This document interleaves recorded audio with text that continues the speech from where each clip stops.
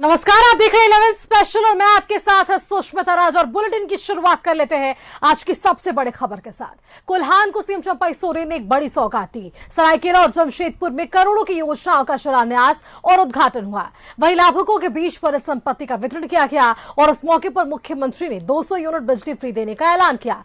वहीं उन्होंने साफ कहा है कि अब आवास योजना में किसी तरह की अनियमितता बर्दाश्त नहीं की जाएगी। रिपोर्ट देखिए। कोल्हान को सीएम चंपाई सोरेन की सौगात, करोड़ों की योजनाओं का उद्घाटन और शिलान्यास, 200 यूनिट बिजली फ्री देने का ऐलान। मुख्यमंत्री चंपाई सोरेन ने कोल्हान को बड़ी सौगात दी है। जमशेदपुर के मानगो गांधी मैदान में आयोजित कार्यक्रम में मुख्यमंत्री ने 221 करोड़ 73 लाख 39 हजार की 71 योजनाओं का शिलान्यास और 111 योजनाओं का ऑनलाइन उद्घाटन किया। वहीं 671 लाभुकों के बीच 68 लाख 96 हजार की परिसंपत्तियों का वितरण किया। इस मौके पर मुख्यमंत्री ने 200 यूनिट फ्री बिजली देने का ऐलान किया। सीएम ने कहा कि पाइपलाइन के जरिए किसानों के खेतों में पानी पहुंचाई जा रही है, किसानों के ऋण माफ किए जा रहे हैं। उन्होंने कहा कि मानगो क्षेत्र में पानी की किल्लत को जल्द दूर किया जाएगा। यहाँ का गरीब, दलित, आदिवासी, मूलवासी पूरा झारखंड में हम लोग 125 यूनिट बिजली हम लोग फ्री दे रहा। हमारा सरकार फिर उसको आधार को बढ़ाते हुए 200 यूनिट तक बिजली हम लोग मार्च पर ले जा रहा है। ताकि कोई भी गरीब परिवार बिजली से दूर नहीं रहे। 200 यूनिट बिजली हम लोग देने जा रहे। जमशेदपुर से पहले सरायकेला में मुख्यमंत्री ने करोड़ों की योजनाओं का शिलान्यास और उद्घाटन किया। सीएम ने करीब 167 करोड़ की 160 योजनाओं का शिलान्यास किया, जबकि 70 करोड़ की योजनाओं का उद्घाटन किया। साथ ही 54 करोड़ 42 लाख की परिसंपत्तियों का वितरण किया। इस मौके पर मुख्यमंत्री ने कहा कि जुलाई से फिर आपकी सरकार आपके द्वार योजना की शुरुआत होने जा रही है। उन्होंने कहा कि मूल वासियों के धार्मिक स्थलों का सुंदरीकरण होगा। वहीं मुख्यमंत्री ने कहा कि अबुआ आवास योजना में किसी तरह की अनियमितता बर्दाश्त नहीं की जाएगी। अबुआ आवास फिर से आने लगा, शुरुआत होगा कुछ दिन में। किसी तरह के चयन में गड़बड़ी नहीं हो। वीडियो कार्यालय से या सीओ कार्यालय से जिसको पहले मिलना चाहिए उसी को पहला सूची आना चाहिए। नहीं तो अगर बिचौलिया माध्यम से किसी तरह का गड़बड़ी या विसंगति पैदा हुआ तो निश्चित रूप से कार्रवाई होगा, कोई रुक नहीं सकता। मुख्यमंत्री ने हर पंचायत में 24 घंटे दवाई की उपलब्धता सुनिश्चित करने का ऐलान किया। वहीं सरायकेला में डीजी निदान ऐप का शुभारंभ किया गया। डीजी निदान ऐप के जरिए स्वास्थ्य जांच की सारी रिपोर्ट अब मोबाइल पर उपलब्ध होगी। न्यूज़ 11 भारत के लिए जमशेदपुर से प्रभात के साथ सरायकेला से राकेश की रिपोर्ट।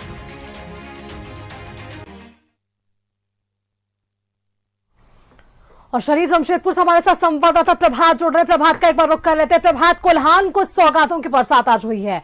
सीएम चंपाई सोरेन ने एक के बाद एक करोड़ों योजनाओं का शिलान्यास भी किया, उद्घाटन भी किया और इस बार देखिए एक मन से कई बातों को उन्होंने खुलकर सामने भी रखा। चाहे वो सरकार को फंसाने की साजिश कही उन्होंने बात, या फिर आने वाले जुलाई के महीने में आपकी सरकार आपके द्वारा कार्यक्रम की शुरुआत करने की उन्होंने बात कही। कहीं ना कहीं आप देख सकते हैं प्रभात, क्योंकि अभी जस्ट जो है लोकसभा खत्म हुआ, वैसे में विधानसभा भी बेहद नजदीक है, सरकार रेस नजर आ रही है प्रभात ऐसे में।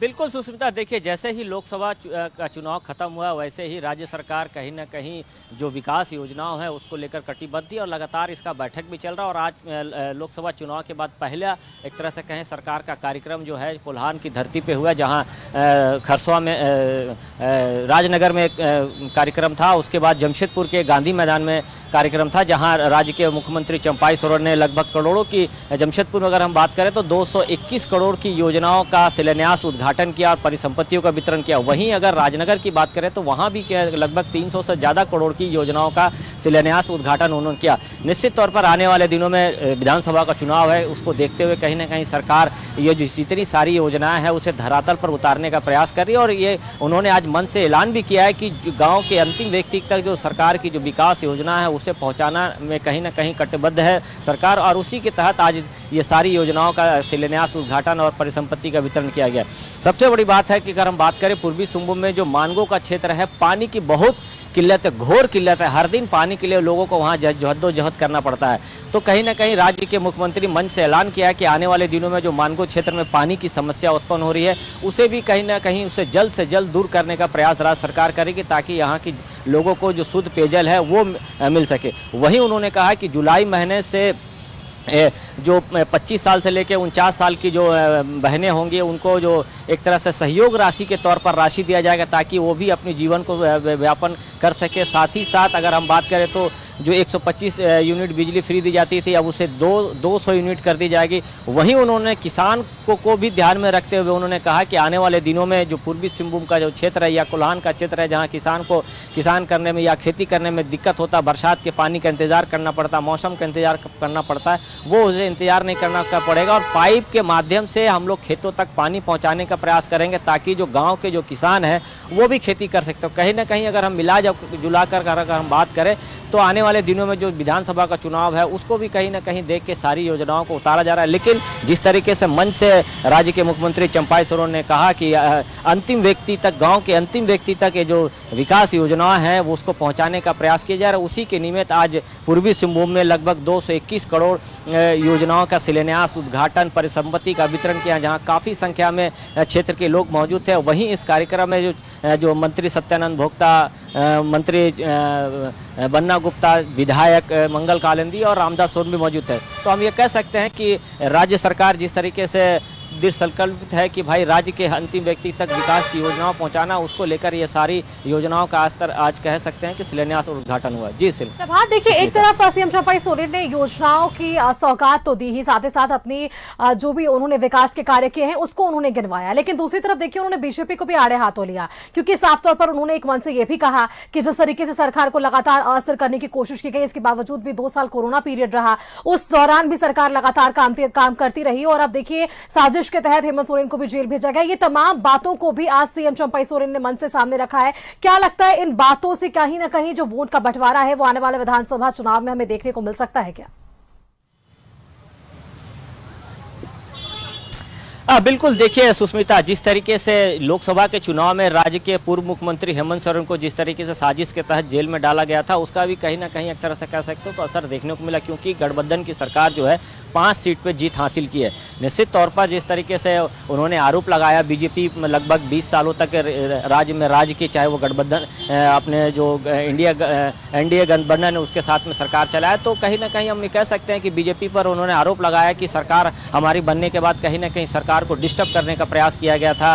और उसके बाद जैसे ही सरकार बनी तो सरकार बनने के साथ ही 2 साल हम लोगों ने कोरोना काल में बिताया। उसके बाद राज्य के पूर्व मुख्यमंत्री को साजिश के तहत जेल भेज दिया गया। तो कहीं ना कहीं आदिवासी विरोधी है ये भाजपा, और जो जिस तरीके से भाजपा आदिवासी विरोध है, गांव के लोगों को कहीं ना कहीं एक तरह से आदिवासी का विरोध करती है, उस आदिवासी को उत्थान के लिए कुछ नहीं सोचती है। तो उन्होंने मन से आड़े हाथों लेते हुए बातें कही कि जिस तरीके से भाजपा, अगर हम झारखंड में लोकसभा चुनाव की बात करें, किस तरीके से जो 14 सीट की बात कर रही थी वो किस तरीके से उन लोगों को मात्र 8 सीट ही मिली। तो एक तरह से कह सकते हैं कि बीजेपी को आड़े हाथों लेते हुए राज्य के मुख्यमंत्री ने वहां से ऐलान भी किया और साफ तौर पर कहा कि आदिवासी विरोधी है भाजपा और डबल इंजन की सरकार कही जाती थी। जिस तरीके से डबल इंजन की सरकार में कई ऐसी योजनाएं जो धरातल पर उतरनी चाहिए वो नहीं उतर पाई, कई ऐसे घोटाले भी उन्होंने जिक्र किए। तो कहीं ना कहीं कह सकते हैं कि भाजपा को आड़े हाथों लेते हैं राज्य के। देखिए प्रभात, भ्रष्टाचार के मुद्दों को लेकर हमने देखा कि लोकसभा चुनाव में ये मुद्दा काफी गरमाया रहा और उस पर खूब बयानबाजी भी हुई,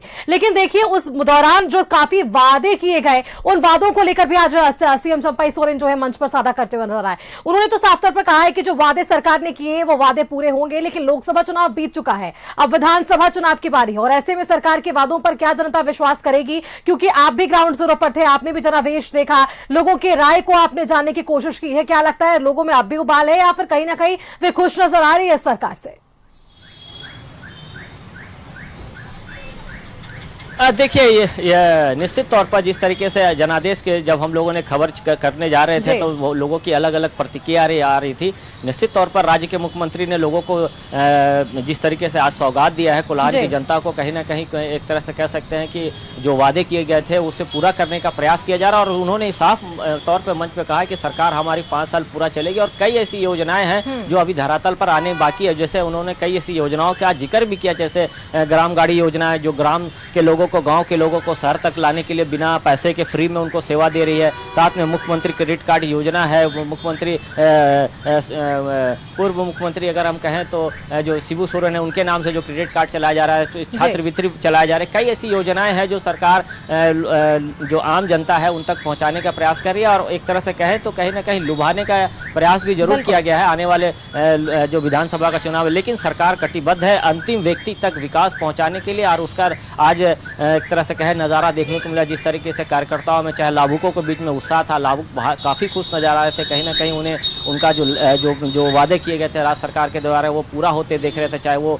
चाहे वो रोजगार की बात करें या फिर ऋण की बात करें या फिर रोजगार की बात। आज मन से 2 लोगों को रोजगार का नियुक्ति पत्र भी बांटा। तो कहीं ना कहीं हम कह सकते हैं कि जो झारखंड सरकार ने जो वादे किए हैं उसे अब धीरे धीरे पूरा करने का प्रयास कर रही है। चलिए प्रभात, अब सरकार प्रयास कर रही है क्योंकि विधानसभा चुनाव भी बेहद नजदीक है। अब चुनाव पर क्या कुछ इसका असर पड़ने वाला है, क्योंकि देखिए कुछ ही महीने बचे हुए हैं और ऐसे में आचार संहिता पे लग जाएगा। सरकार के पास काफी कम वक्त और इस कम वक्त में ढेर सारे काम। आपका बहुत बहुत धन्यवाद प्रभात हमारे साथ जुड़ने के लिए और उस खबर पर अधिक जानकारी हमारे दर्शकों के साथ साझा करने के लिए कि आज कोल्हान में जिस तरीके से सीएम चंपाई सोरेन ने सौगातों की बरसात की है और ऐसे में इस सौगात की बरसात पर जनता का क्या कुछ राय होने वाला है आने वाले विधानसभा चुनाव में।